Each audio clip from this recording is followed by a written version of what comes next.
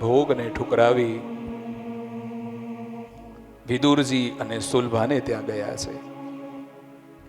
વિદુરજી અને સુલભાને ત્યાં ગયા છે. ત્યાં ભગવાને સુલભાને ત્યાં જઈ એવું પૂછ્યું નથી કે મારા માટે તે શું બનાવ્યું છે. વિદુરજીને ત્યાં જઈ અને ભગવાને ત્યાં સૂકી ભાજી આરોગી છે. વિદુરજી અને સુલભાને એમ થયું કે આપણા ઘરમાં તો ભગવાનને ધરાવવા માટે કશું નથી. ભગવાનને ધરાવવા માટે ભગવાન તો 56 ભોગ આરોગે છે. આપણે તો પ્રભુને કશું ધરાવી શકીએ એમ નથી. એમ થોડોક સંકોચ હતો કે પ્રભુને આપવું શું. પણ ભગવાન ત્યાં સામે જઈ અને જે પડેલી સૂકી ભાજી છે એ આરોગવા લાગ્યા છે. એ કેવલ અને કેવલ મારો કનૈયો પ્રેમ વશ થઈ અને એ આરોગે છે.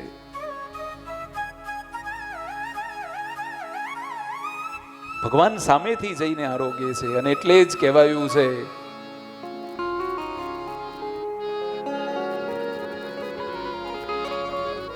વિદુરે ઘરે ખાઈ રે सबसे ऊंची प्रेम सगाई, सबसे ऊंची प्रेम सगाई, सबसे ऊंची प्रेम सगाई, सबसे ऊंची प्रेम सगाई। दुर्योधन का मेवा दुर्योधन को मेवा त्याग्यो, शाग विदुरे घर खाई रे सबसे ऊंची प्रेम सगाई, सबसे ऊंची प्रेम सगाई।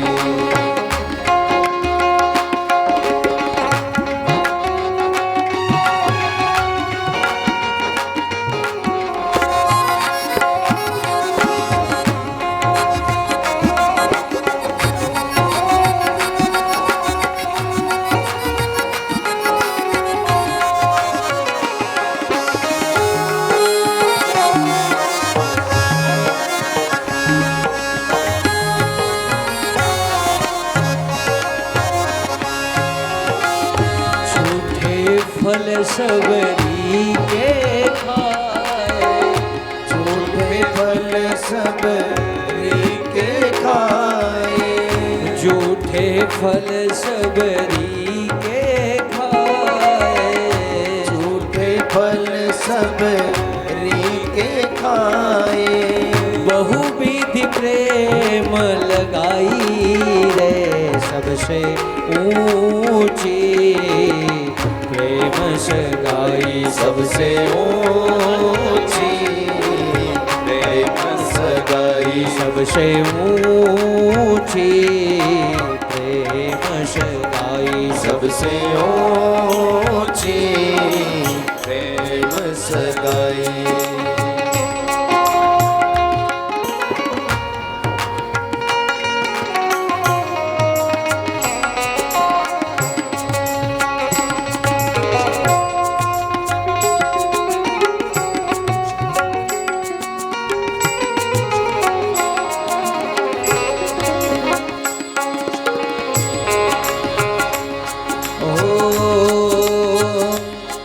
તમે રથને હાંક્યો,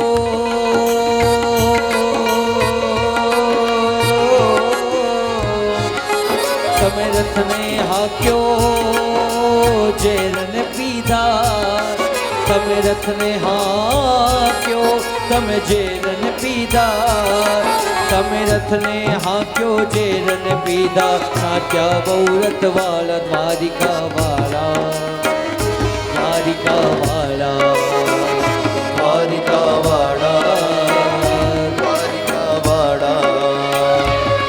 તારા સ્વરૂપ ન્યારા ન્યારા, તન મન ધન ઓવાર્યા, તારા સ્વરૂપ રૂપ ન્યારા ન્યારા મેં તો તન મન ધન ઓવાર્યા મોર મુગુટ ધરનારા મારી ભૂલો ના ભૂલનારા દ્વારિકા વાળા દ્વારિકા વાળા દ્વારિકા વાળા દ્વારિકા વાળા તમે સદભક્તોને તાર્યા તમે અસુર ગણો સંહાર્યા તમે પ્રેમ લક્ષણા થઈ સૌના પુર્યંતર પથરાવ્યા તમે પ્રેમ લક્ષણા થઈને સૌના પુર્યંતર પથરાવ્યા તમે રથને હાંક્યો ઝેરને પીધા તમે રથને હાંક્યો તમે ઝેરને પીધા તમે રથને હાંક્યો ઝેરને પીધા નાચ્યા બહુ બળવાળા દ્વારિકા વાળા દ્વારિકા વાળા દ્વારિકા વાળા દ્વારિકા વાળા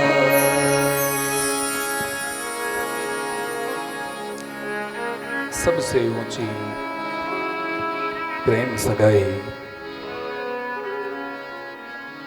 આપણે અવારનવાર કહીએ છીએ કે પ્રભુ સાથે પ્રેમ કરો. 56 ભોગને ઠુકરાવી પ્રભુએ ભાજી આરોગી છે. ત્યાર પછી સુખદેવજી મહારાજ પરીક્ષિત રાજાને એક પગવાળા બે પગવાળા એમ જેટલા જીવોની ઉત્પત્તિ થઈ એ બતાવે છે. એક દિવસ બ્રહ્માજીના શરીરમાંથી જોડું પ્રગટ થયું. જમણા ભાગમાંથી પુરુષ અને ડાબા ભાગમાંથી સ્ત્રી પ્રગટ થયા છે. એ સંસારનું પ્રથમ જોડું મનુ અને શત્રુપા. પોતાના પુત્રને બ્રહ્માજી સૃષ્ટિ આગળ વધારવા માટે આજ્ઞા કરે છે. મનુ મહારાજના સંતાનો થયા એટલે ગૃહસ્થાશ્રમમાં રહેવું ક્યાં એ પ્રશ્ન સર્જાય છે. કહે છે કે અમને રહેવા માટે જગ્યા આપો. પૃથ્વી જળમાં છે અને જળમાંથી બહાર લાવે કોણ?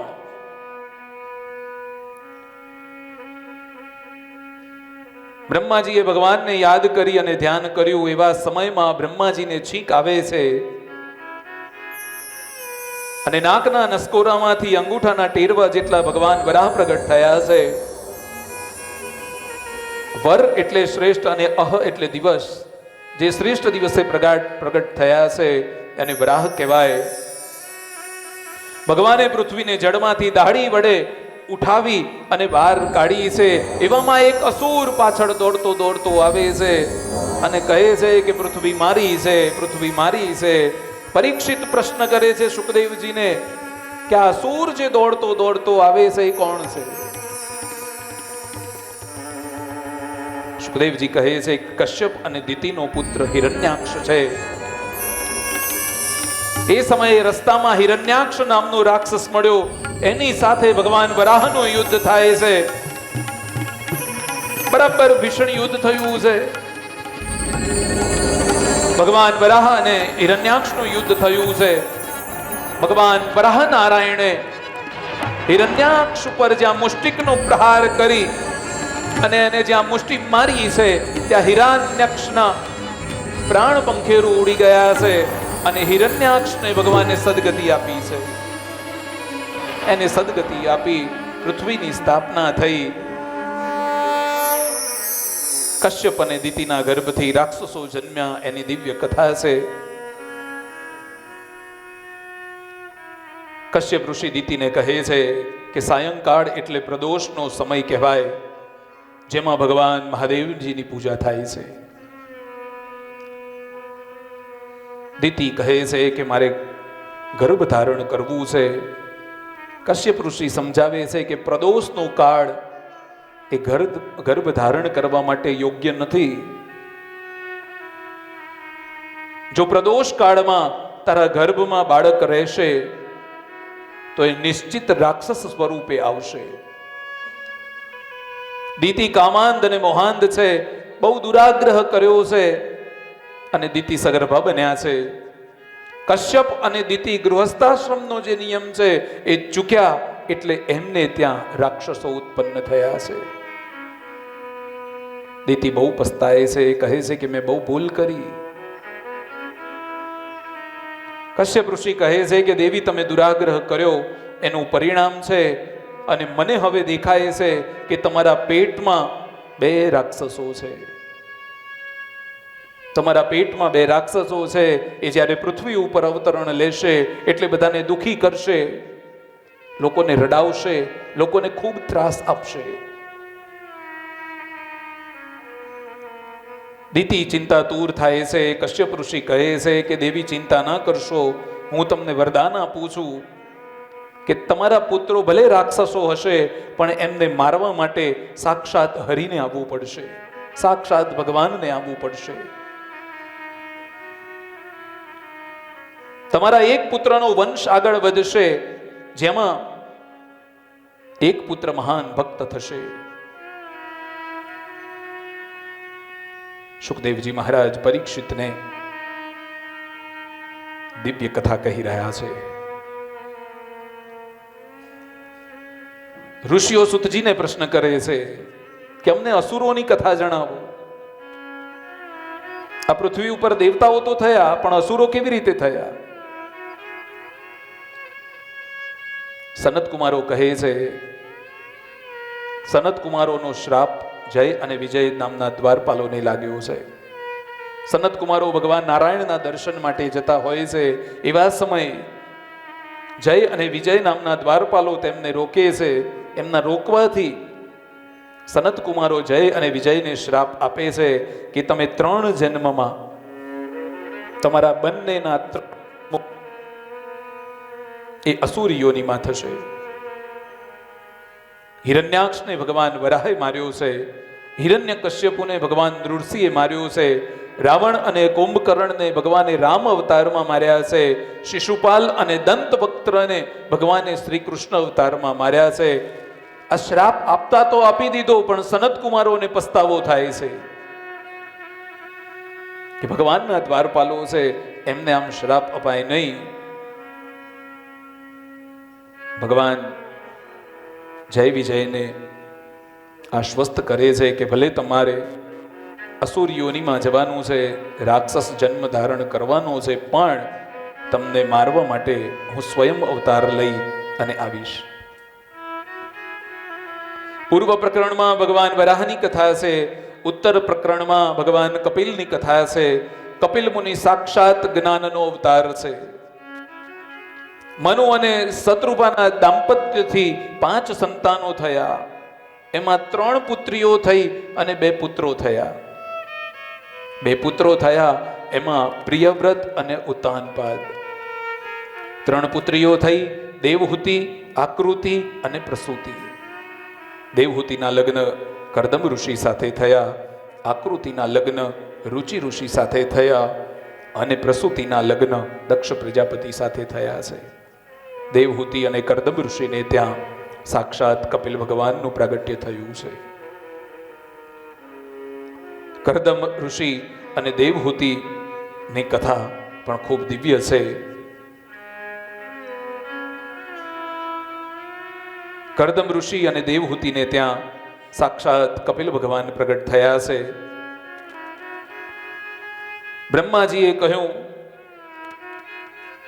કપિલ ભગવાનનો જન્મ તો ત્યાં થયો, પણ બ્રહ્માજીએ પુત્ર કરદમને આશીર્વાદ આપવા માટે આવ્યા છે.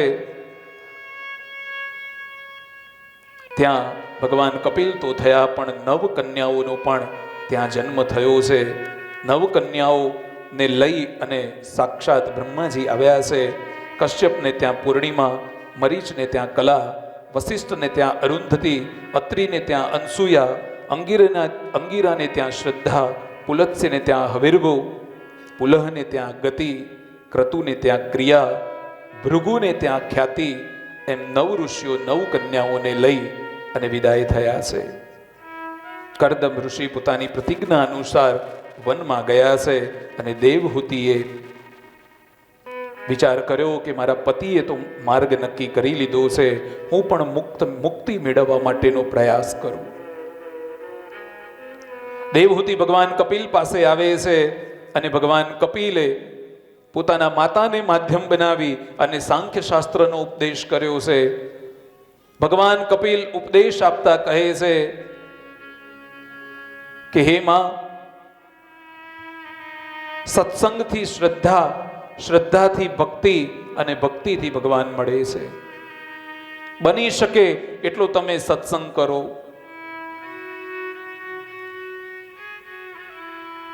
તામસ ભક્તિ પણ લોકો કરે છે, રાજસ ભક્તિ પણ લોકો કરે છે, સાત્વિક ભક્તિ પણ લોકો કરે છે અને નિર્ગુણા ભક્તિ પણ લોકો કરે છે.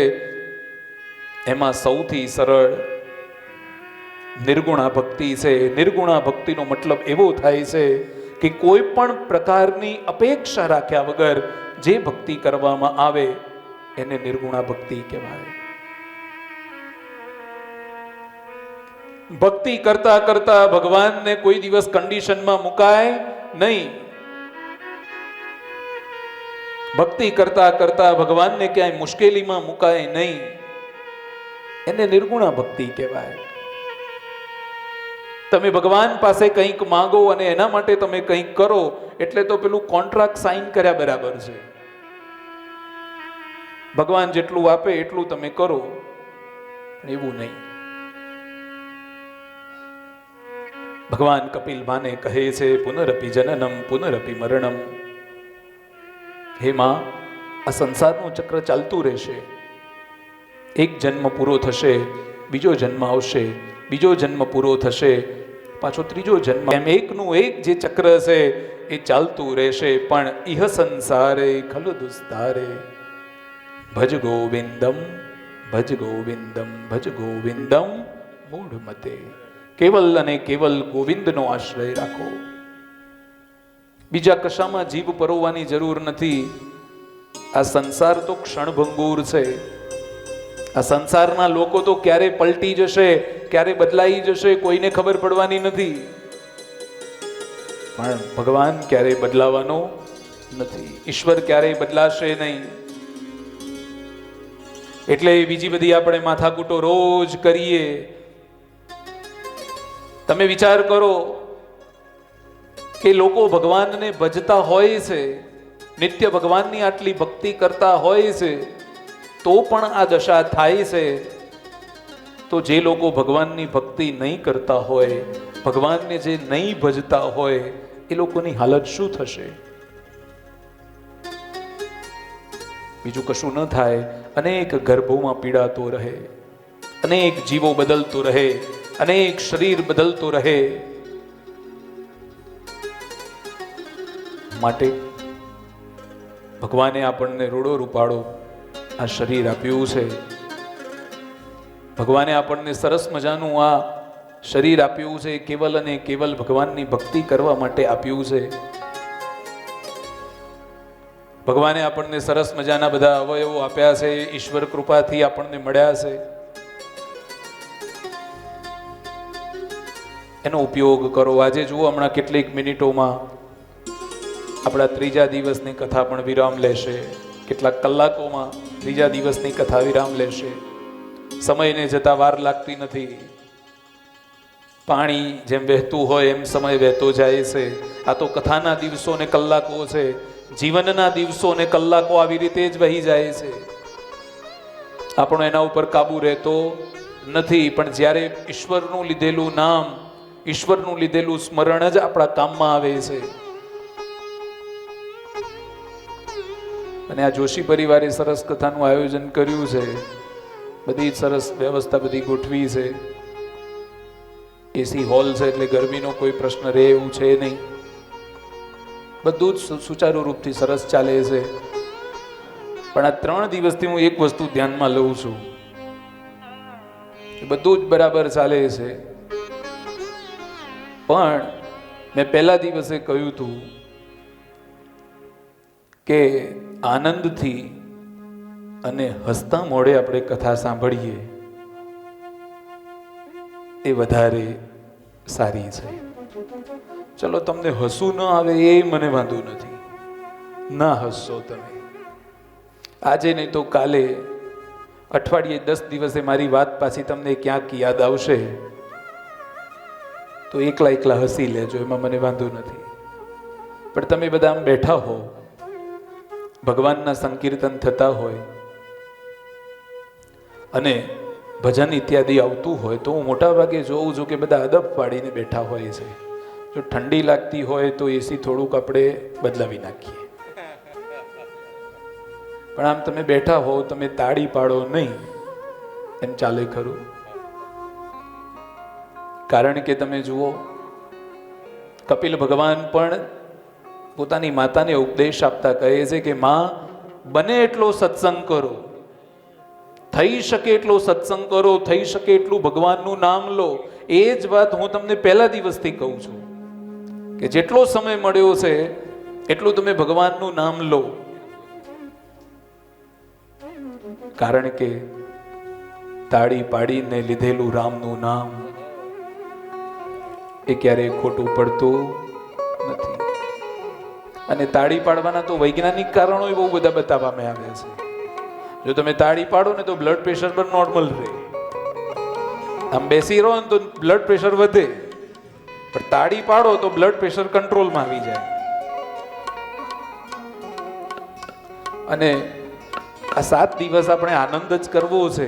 એમાં 3 દિવસ તો ગયા, હવે 4 દિવસ બાકી છે. તો 4 દિવસ આપણે આનંદ જ કરવો છે. તમે જુઓ, મારે તમને કઈ બહુ મોટી મોટી જ્ઞાનની વાતો કહેવી નથી. એ બધા તમે જાણો જ છો. મારા કરતા તમે બધા બહુ જ્ઞાની છો, એટલે મારે બહુ જ્ઞાનની વાતો કરવી નથી. સરળતાથી ભગવાન તમને કેવી રીતે મળે એ જ મારે તમને કહેવું છે, અને એ જ મારે તમને આ શીખવાડીને જવું છે. એટલે ભગવાને સરસ મજાના 2 હાથ આપ્યા છે.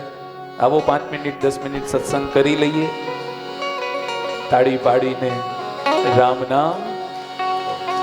હે તાળી પાડીને રામ નામ બોલજો રે, તાળી પાડીને રામ નામ બોલજો રે, હે તાળી પાડીને રામ નામ બોલજો રે, તાળી પાડીને રામ નામ બોલજો રે, તારા અંતરના પડદા ખોલજો રે, તારા અંતરના પડદા ખોલજો રે, તાળી પાડીને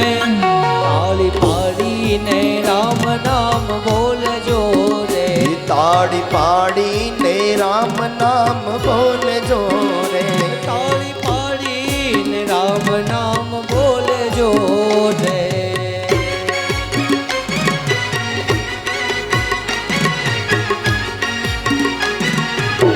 જય રાઘવેન્દ્ર સરકાર.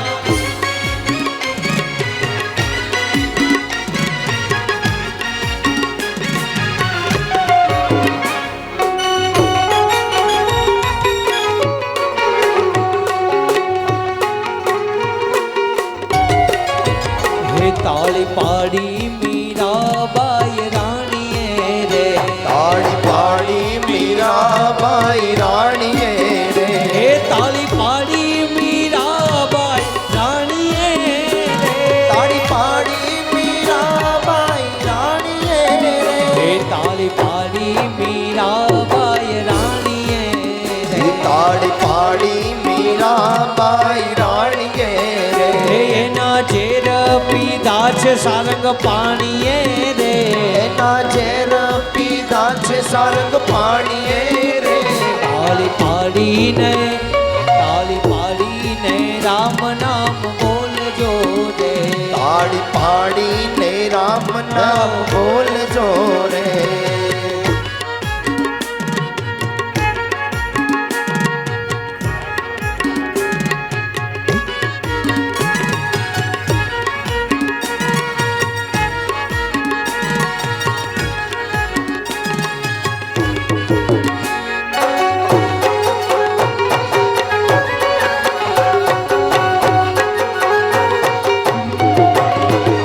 તાળી પાડી દ્રૌપદી રાણીએ રે, તાળી પાડી દ્રૌપદી રાણીએ રે, તાળી પાડી દ્રૌપદી રાણીએ રે, તાળી પાડી દ્રૌપદી રાણીએ રે, તાળી પાડી દ્રૌપદી રાણીએ રે, તાળી પાડી દ્રૌપદી રાણીએ રે, એના ચીરા પૂર્યા છે સારંગ પાણીએ રે, એના ચીરા પૂર્યા છે સારંગ પાણીએ રે, તાળી પાડીને રામ નામ બોલજો રે. તાળી પાડીને રામ નામ બોલજો રે. એક વાર મોહન મારે મંદિરીએ પધારો રે. એક વાર મોહન મારે મંદિરે પધારો રે. એક વાર મોહન મારે મંદિરીએ પધારો રે. એક વાર મોહન મારે મંદિરે પધારો રે. હે નાની સી ઝૂંપડીને મન મારા મોટા. નાની સી ઝૂંપડીને મન મારા મોટા. નાની સી ઝૂંપડીને મન મારા મોટા. નાની સી ઝૂંપડીને મન મારા મોટા. હે માટે ના શરમાવો રે. માટે ના શરમાવો. આવો રે. હે એક વાર મોહન મારે મંદિરે પધારો રે. એક વાર મોહન મારે મંદિરે જય જય દ્વારકા હે.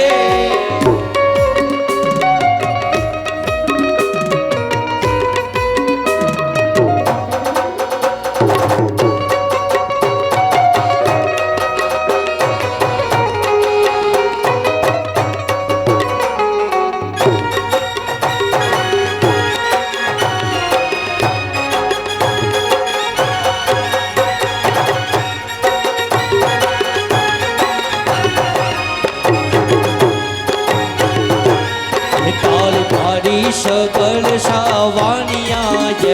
તાળી પાડી સગાડ સાવાણિયાએ. તાળી પાડી સગાડ સાવાણિયા જય. તાળી પાડી સગાડ સાવાણિયાએ. તાળી પાડી સગાડ સાવાણિયા જય. તાળી પાડી સગાડ સાવાણિયાએ. હે એને ચલૈયાને ખાંડ્યો છે ખાનીએ રે. તાળી પાડીને રામ નામ બોલજો રે.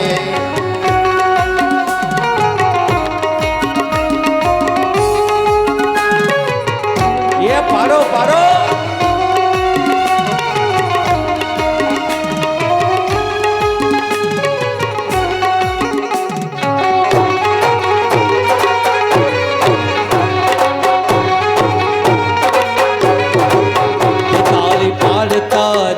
શરમાય છે રે. તાળી પાડતા જે શરમાય છે રે. તાળી પાડતા જે શરમાય છે. તાળી પાડતા જે શરમાય છે રે. તાળી પાડતા જે શરમાય છે રે. તાળી પાડતા જે શરમાય છે રે. એનો અવતાર હે એનો અવતાર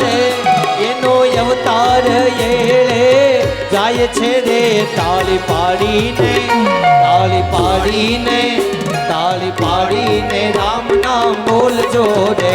તાળી પાડીને રામ નામ બોલજો રે. હે રાધે રાધે શ્યામ બોલો મોહન મુરારી. રાધે રાધે શ્યામ બોલો મોહન મુરારી. મોહન મુરારી વાલો છે ગિરધારી. મોહન મુરારી વાલો છે ગિરધારી. રાધે રાધે હે રાધે રાધે શ્યામ બોલો મોહન મુરારી. રાધે રાધે શ્યામ બોલો મોહન મુરારી. શ્રાવણની કાળી કાળી રાતની અંધારી. શ્રાવણની કાળી કાળી રાતડી અંધારી. મથુરાની જેલમાં જન્મ્યા મુરારી. પુરાની જન્મમાં જન્મતારી. રાધે રાધે રાધે રાધે શ્યામ બોલો મોહન મુરારી. રાધે રાધે શ્યામ બોલો મોહન મુરારી. રાધે રાધે રાધે રાધે રાધે રાધે રાધે રાધે રાધે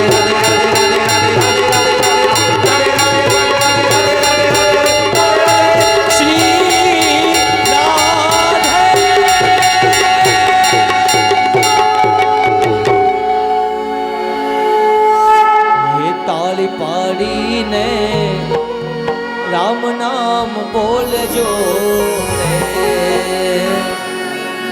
હે તારા અંતરના પડદા ખોલજો રે, હે વાલા તાળી પાડીને રામ નામ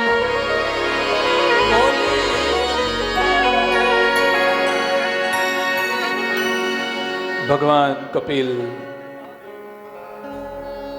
પોતાની માતાને ઉપદેશ આપે છે. ઉપદેશ આપી ભગવાન કપિલ ગંગાસાગર જે સંગમ તીર્થ છે ત્યાં જાય છે.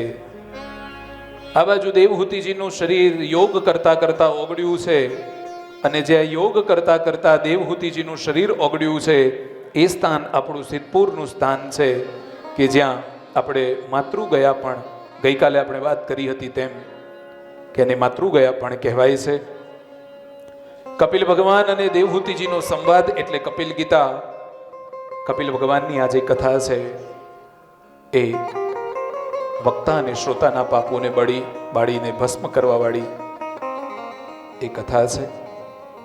ત્યાર પછી સુખદેવજી મહારાજ પરીક્ષિત રાજાને ધર્મ અર્થ કામ મોક્ષની એમ 4 પુરુષાર્થ જે કહ્યા છે એની કથા કહે છે.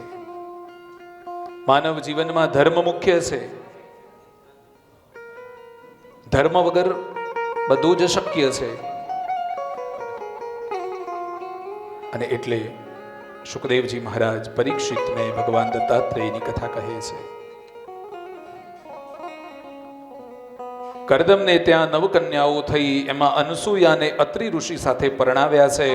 અત્રિ એટલે કામ ક્રોધ લોભથી જે મુક્ત છે એને અત્રિ કહેવાય. અનસૂયા મહાન પતિવ્રત,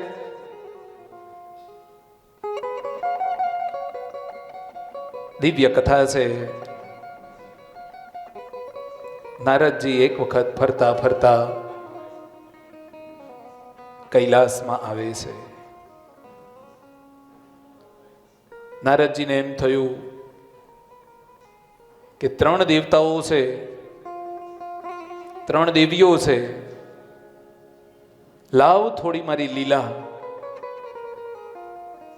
આ દેવીઓને થોડીક હું બતાવું. નારદજી કૈલાસમાં આવે છે. કૈલાસમાં આવી માં પાર્વતીને પ્રણામ કરે છે. પાર્વતીજીએ નારદજીને પ્રસાદ આપ્યો.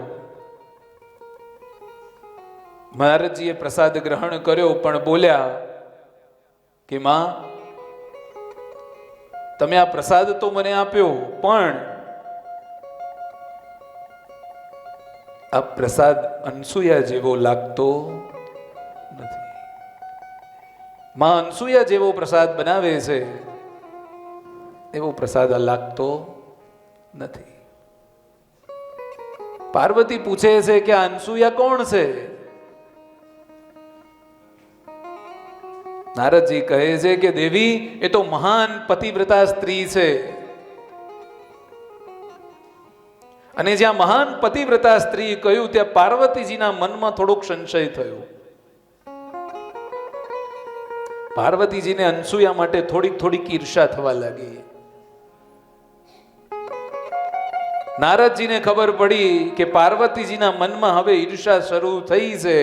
એટલે નારદજી ત્યાંથી ઉઠી અને વૈકુંઠમાં ભગવાન નારાયણ જ્યાં શેષ શૈયા ઉપર સૂતા છે, માં લક્ષ્મી જ્યાં નારાયણના ચરણોની સેવા કરે છે, ત્યાં નારાયણ નારાયણ કરી અને આવ્યા છે. લક્ષ્મીજી પૂછે છે કે દેવર્ષિ, તમે ક્યાંથી પધાર્યા છો? નારદજી કહે છે કે દેવી, હું તો અનસૂયાના આશ્રમમાંથી આવું છું.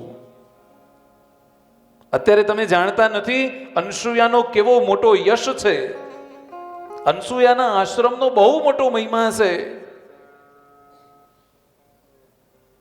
જ્યાં અનસૂયાના ગુણગાનમાં લક્ષ્મીએ સાંભળ્યા અને લક્ષ્મીજીના મનમાં પણ ઈર્ષા ઉત્પન્ન થઈ. નારદજીને એમ થયું કે આપણે જે કામ કરવા માટે આવ્યા હતા એ કામ થઈ ગયું છે. નારાયણ નારાયણ કરી અને ત્યાંથી નારદજી ઉપડ્યા છે. સીધા જ બ્રહ્મલોકમાં માં બ્રહ્માણી પાસે આવે છે. માં બ્રહ્માણીએ પણ નારદજીને પૂછ્યું કે દેવર્ષિ, કુશલ મંગલ તો છો ને? નારદજીએ વાતમાં ને વાતમાં કહ્યું કે દેવી, આ પૃથ્વી ઉપર અત્યારે તો એક જ સ્ત્રીનું વર્ચસ્વ હવે ચાલતું હોય એવું લાગે છે. માં બ્રહ્માણી પૂછે છે કે કોણ છે? નારદજી કહે છે કે અનસુયા સિવાય મહાન પતિવ્રતા સ્ત્રી, જેના આશ્રમનો અદ્ભુત મહિમા છે, અને કેવી પુણ્યશાળી એ સ્ત્રી છે, પરમ પતિવ્રતા. અને માં બ્રહ્માણીના મનમાં પણ ઈર્ષા ઉત્પન્ન થઈ કે આ આવું કોણ છે જે અમને ટપી જાય? એવું કોણ છે આ? ત્રણેય દેવીઓ ભેગી થઈ. પાર્વતીજી ભેગા થયા, લક્ષ્મીજી આવ્યા, માં બ્રહ્માણી આવ્યા. ત્રણેય જણા મળીને વિચાર કરે કે આ પૃથ્વી ઉપર અનસુયા છે કોણ? ત્રણેય દેવીઓ દેવતાઓને કહે છે, પાર્વતીજી મહાદેવને કહે છે કે તમે ગમે તે કરો, પણ અનસુયાનું પતિવ્રતા વ્રતનો તમે ભંગ કરો. લક્ષ્મીજી ભગવાન નારાયણને કહે છે કે તમે ગમે તે કરો, પણ અનસુયાનું જે વ્રત છે એ તમે તોડો. બ્રહ્માણી ભગવાન બ્રહ્માજીને કહે છે, પાર્વતી એટલે બુદ્ધિ, અને બુદ્ધિ એટલે મત્સર. લક્ષ્મીજી એટલે દ્રવ્ય, અને દ્રવ્ય એટલે ઈર્ષા. અને બ્રહ્માણી એટલે રજોગુણ. તમારા મનમાં રજ ઉત્પન્ન થાય, મત્સર ઉત્પન્ન થાય, ઈર્ષા ઉત્પન્ન થાય, એટલે શક્તિનું જે બીજું પાસું છે એ તમારા મગજમાં જાગૃત થાય છે. હવે તમે વિચાર કરો, પાર્વતીજી, લક્ષ્મીજી અને માં બ્રહ્માણીના મનમાં પણ જો ક્યાંક ઈર્ષા ઉત્પન્ન થઈ જતી હોય તો આપણે તો બધા પામર મનુષ્યો છીએ. એનાથી આગળ તમને કહું કે બ્રહ્મા, વિષ્ણુ અને મહેશ ત્રણેય દેવીઓના આગ્રહને વશ થઈ અને માં અનસુયાના આશ્રમમાં આવે છે. હવે તમે ખાલી વિચાર કરો કે બ્રહ્મા, વિષ્ણુ અને મહેશ જગતના બાપ છે, જેને સૃષ્ટિની ઉત્પત્તિ કરી છે, જેને નિર્માણ કર્યું છે, જે આ સૃષ્ટિને ચલાવે છે, જે આ સૃષ્ટિનો સંહાર કરે છે, એ પણ પોતાની પત્ની જે કહે છે એના વશમાં થયા છે. ત્રણેય દેવીઓના કહેવાથી ત્રણેય દેવતાઓ અનસુયાના આશ્રમમાં આવ્યા છે. હવે ઘણા લોકો કહે છે કે મહારાજ, આ તો સતયુગની વાતો છે. જો પાર્વતીજી, લક્ષ્મીજી અને માં બ્રહ્માણીના કહેવાથી બ્રહ્મા, વિષ્ણુ, મહેશ એમનું જો કયું કરતા હોય તો અત્યારે તો કલયુગ ચાલે છે. જો સતયુગમાં દેવતાઓ દેવીઓની વાત માનતા હોય તો આ કલયુગમાં ના માને એમાં નવાઈ શું છે? ત્રણેય દેવતાઓ ભેગા થઈ ભિક્ષા માંગવા માટે આવ્યા છે. ભિક્ષા માંગવા માટે આવ્યા છે. અનસુયાના આશ્રમમાં પધાર્યા છે. ભિક્ષાન દેહી મૈયા, ભિક્ષા માગી છે. ત્રણેય દેવતાઓ ભિક્ષા માગે છે, પણ માં અનસુયાની સામે શરત રાખી છે. અનસુયાજી ભિક્ષા આપવા માટે લઈને પણ આવે છે, પણ શરત મૂકી છે કે તમારી ભિક્ષા અમે ગ્રહણ કરીએ, પણ ત્રણેય દેવતાઓ કહે છે કે તમે ગગન અવસ્થામાં જો ભિક્ષા અમને આપો તો જ અમે આ ભિક્ષા લઈએ. ગગન અવસ્થાનો મતલબ એવો થાય છે કે શરીર ઉપર એક પણ વસ્ત્ર રાખવાનું નહીં અને ભિક્ષા આપવાની. માનસુયા વિચાર કરે છે કે જો હું વિચાર કરી આવી રીતે જો હું ભિક્ષા આપું તો મારું પતિવ્રતા વ્રત છે એ ભંગ થાય. પણ મહાન પતિવ્રતા છે એટલે હાથમાં જળ લીધું, ભગવાનનું સ્મરણ કર્યું છે. અનસુયાએ પ્રભુનું સ્મરણ કરી હાથમાં જળ લઈ અને ત્રણેય દેવતાઓ પર જ્યાં છાંટ્યું છે ત્યાં ત્રણેય દેવતાઓ બાળક બની ગયા. નાના નાના બાળક બન્યા છે. હવે નાના બાળક બન્યા એટલે એક માને, એક સ્ત્રીને નાનું બાળક હોય પોતાના બાળક સમાન છે. કોઈ પણ અવસ્થામાં ભિક્ષા આપી શકે છે. ત્રણેય બાળકો અનસુયાના આશ્રમમાં રમે છે, આનંદ કરે બ્રહ્મા વિષ્ણુ મહેશ. આશ્રમમાં રમે, અનસુયા એમની દેખભાળ રાખે, ખવડાવે, પીવડાવે, નવડાવે, ધોવડાવે. આ બાજુ ત્રણેય દેવીઓને મનમાં એમ થયું કે આપણા ત્રણેય દેવ ભિક્ષા માંગવા ગયા પણ પાછા આયા. એવું તે શું થયું કે પાછા નથી આવ્યા? ત્રણેય દેવીઓ પોતાના પતિને શોધવા નીકળી છે. હવે જેને આગ લગાડી હોય એ જ આગ ઓલવી શકે. ત્રણેય દેવીઓ ચિત્રકૂટમાં નારદજીને પૂછે છે કે નારદજી, અમારા ત્રણેય દેવતાઓ અનસુયાના આશ્રમમાં ગયા પછી પાછા આવ્યા નથી, તમને ખબર છે ક્યાં છે? નારદજી કહે છે ત્રણેય દેવીઓને, દેવી તમારા ત્રણેયના પતિ જે છે એ તો માં અનસુયાના આશ્રમમાં રમે છે. જાઓ અનસુયાના આશ્રમમાં, ત્યાં તમને મળશે. ત્રણેય દેવીઓ આવે છે માં અનસુયાના આશ્રમમાં. ત્યાં જોયું ત્યારે તો ત્રણેય દેવતાઓ રમે છે.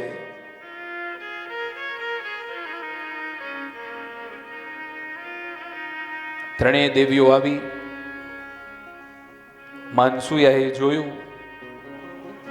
અનસુયાને ખબર પડી કે આ ત્રણેય દેવીઓ બીજી કોઈ નથી, એમના ઘરવાળાને શોધતી શોધતી અહીં આવી છે.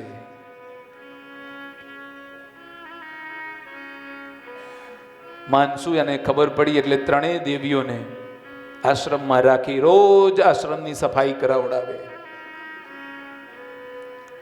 રોજ આશ્રમમાં જુદા જુદા કામ કરાવડાવે, ભોજન બનાવડાવે, આશ્રમની સફાઈ કરાવડાવે, યજ્ઞશાળાની સફાઈ કરાવડાવે. લક્ષ્મીજી સાવરણો લઈ અને આશ્રમ વાળતા હોય, પાર્વતીજી યજ્ઞશાળાની સફાઈ કરતા હોય, બ્રહ્માણીજી રસોઈ બનાવતા હોય. એક દિવસ અત્રિ ઋષિ તપ કરી અને આશ્રમમાં આવ્યા છે.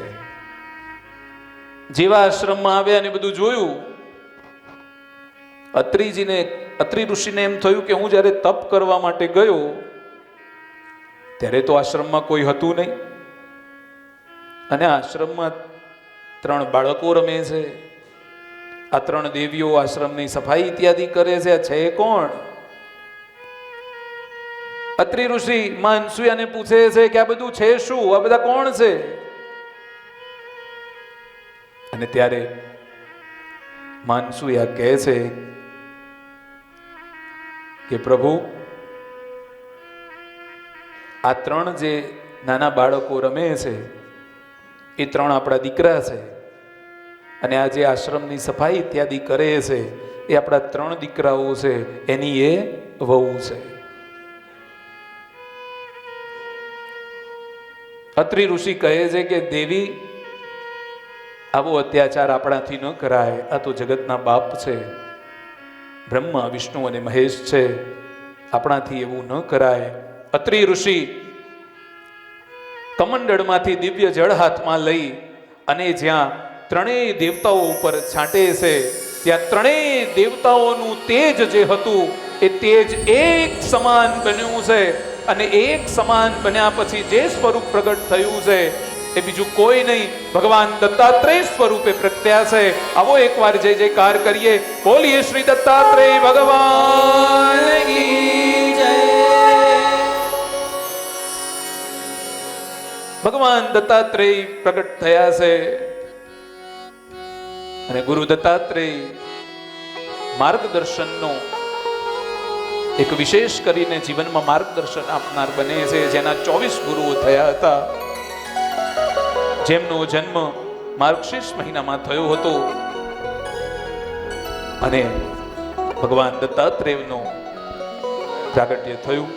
મન હરી ગયો મારું માતા અનસોયાનો લાલ. મન હરી ગયો મારું માતા અનસોયાનો લાલ.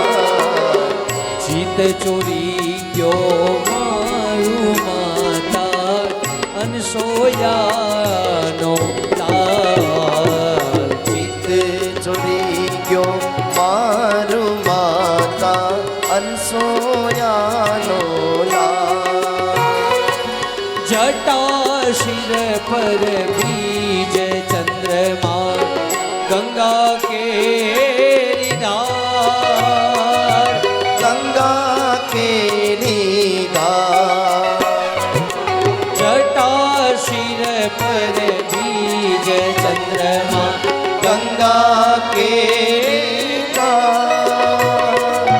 ગંગા કેરી ધાર.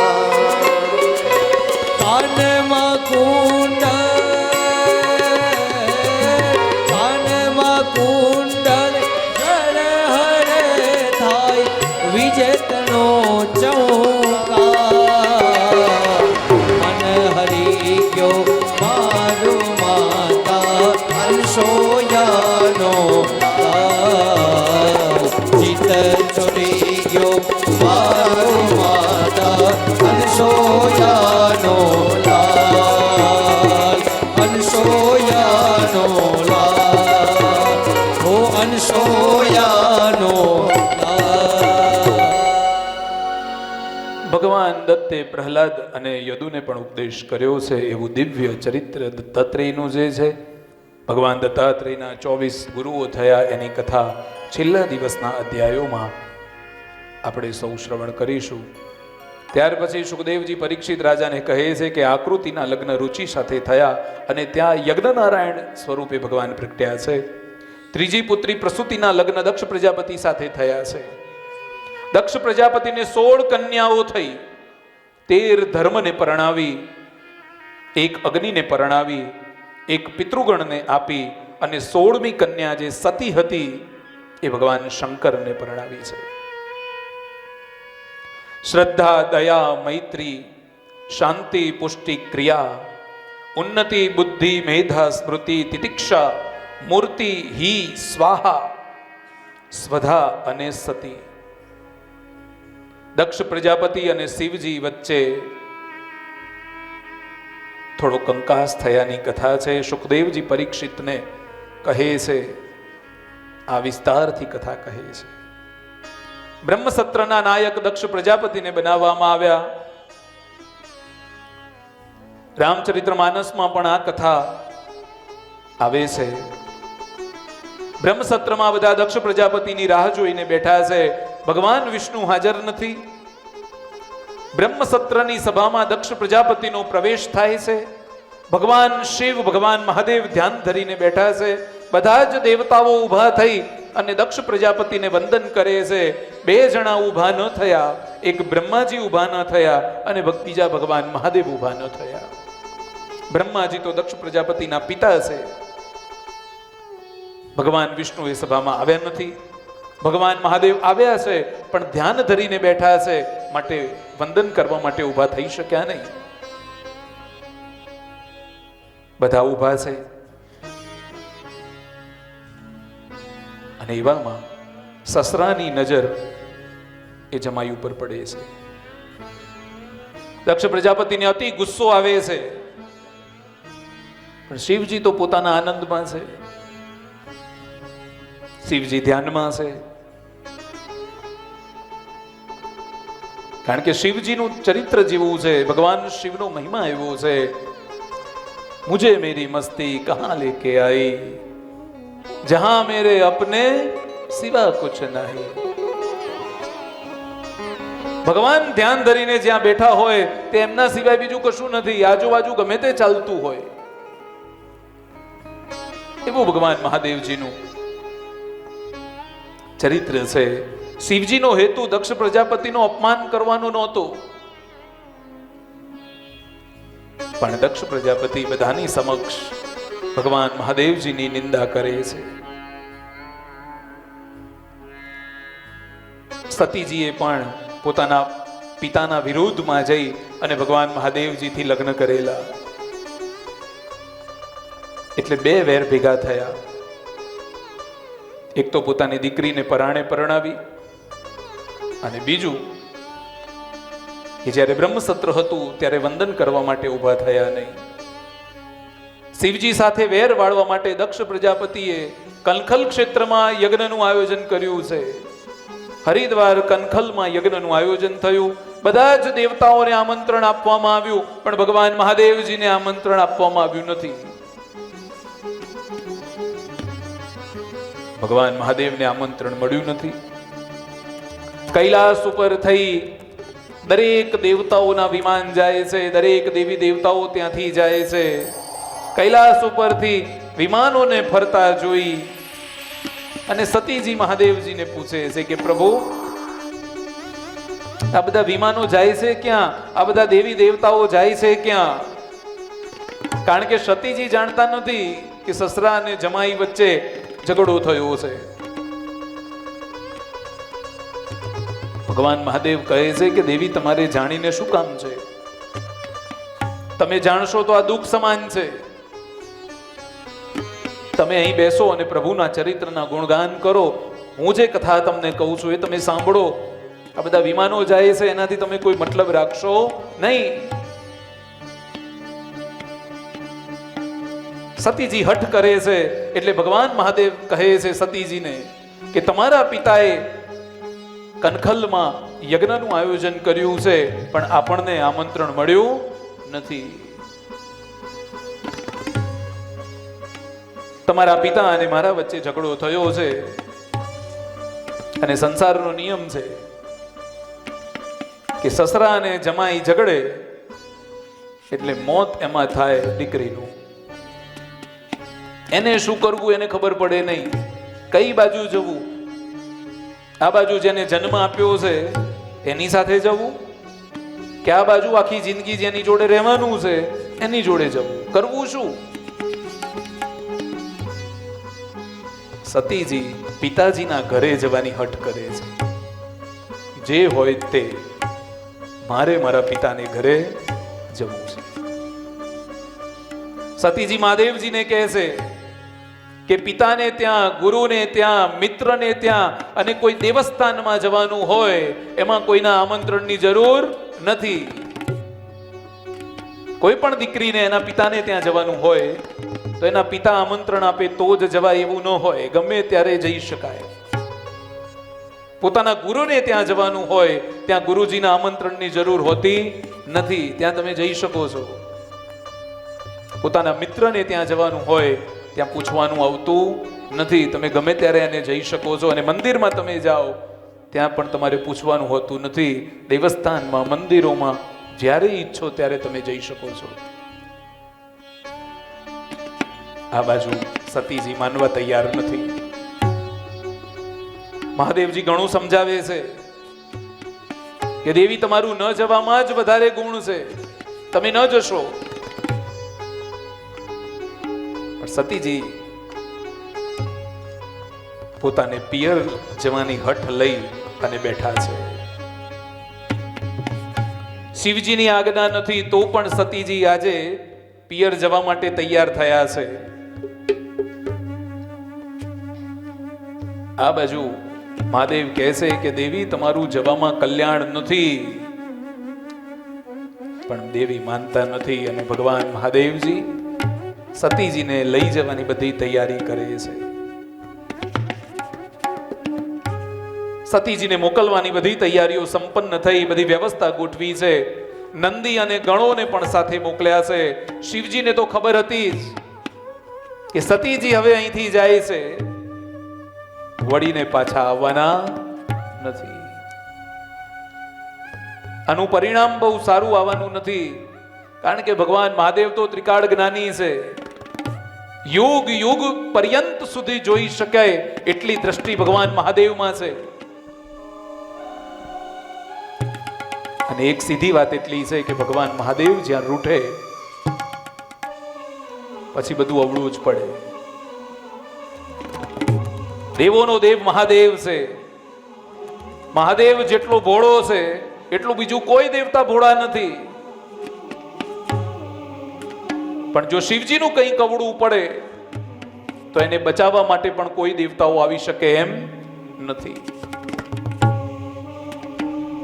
ભવાની નંદી પર આરૂઢ થઈ અને પોતાના પિતાને ત્યાં જ્યાં યજ્ઞ થતો હોય છે ત્યાં જાય છે. સતીજી યજ્ઞ મંડપમાં પ્રવેશ કરે છે. દક્ષના ભયથી કોઈએ સતીજીનું સ્વાગત કર્યું નહીં, કોઈએ સતીજીને આવકારો આપ્યો નહીં. સતીજી મહેલમાં ગયા, માતાએ આવકારો આપ્યો.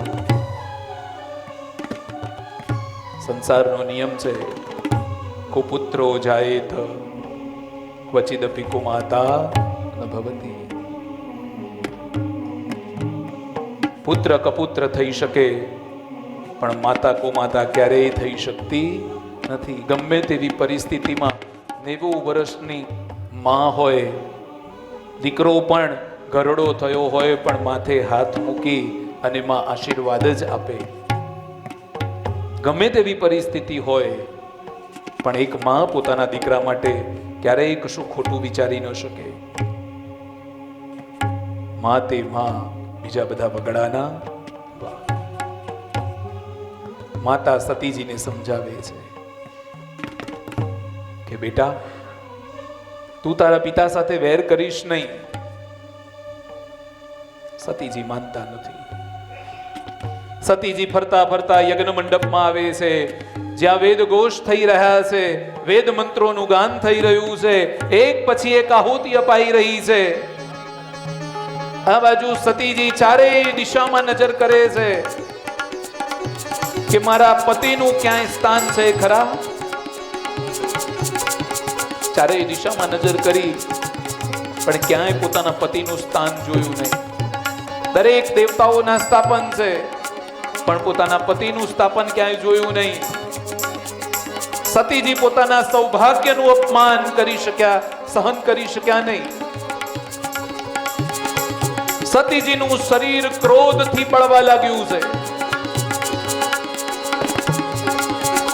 શરીરમાં એટલો બધો ક્રોધાગ્નિ વ્યાપ્ત થયો છે કે સતીજીનું શરીર જે હતું એ તામ્ર વર્ણનું બન્યું છે. તાંબા જેવું શરીર લાલચોળ બન્યું છે. સતીજી કહે છે કે ક્રોધ હું બીજા કોઈ પર નહીં કરું.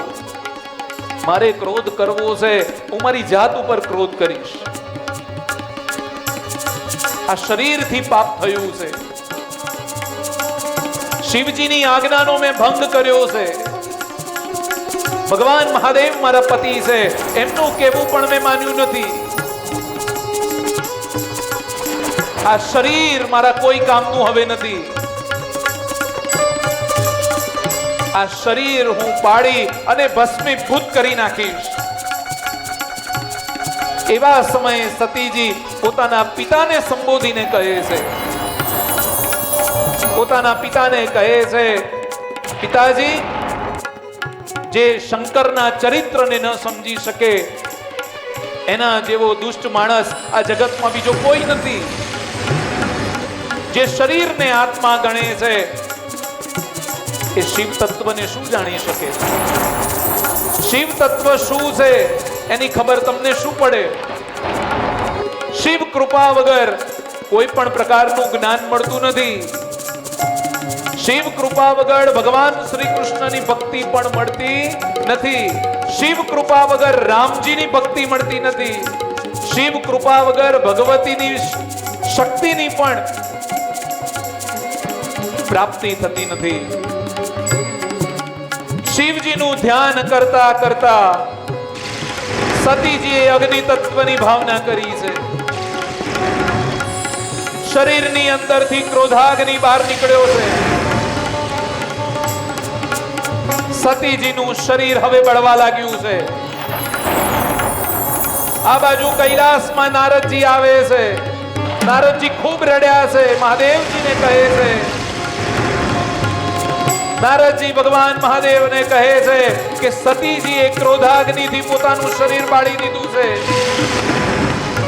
આ બાજુ જોત જોતામાં એક બાજુ યજ્ઞ કુંડનો અગ્નિ પ્રજ્વલિત થયો છે અને આ બાજુ સતીજીએ પોતાના શરીરથી ક્રોધાગ્નિ ઉત્પન્ન કર્યો છે.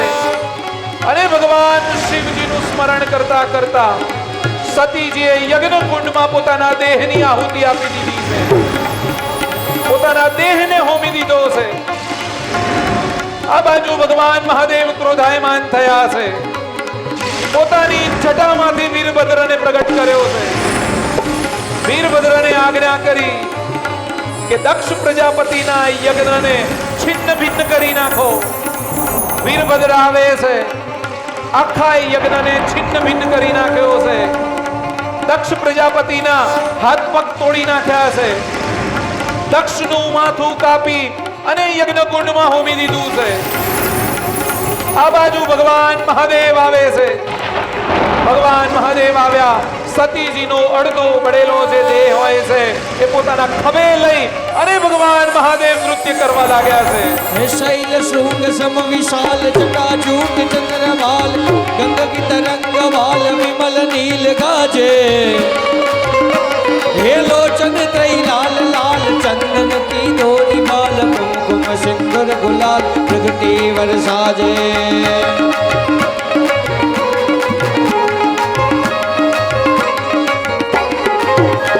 हे नंदन की कंठमाल विनिषद है दय दयाल स्मृति कमाल रुद्र दयाल हर दयाल लाजे.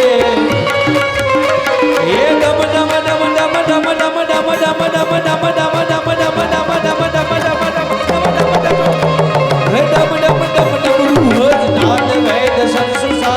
भोले महाराज यार तांडव नाचे जिरे शंकर महाराज.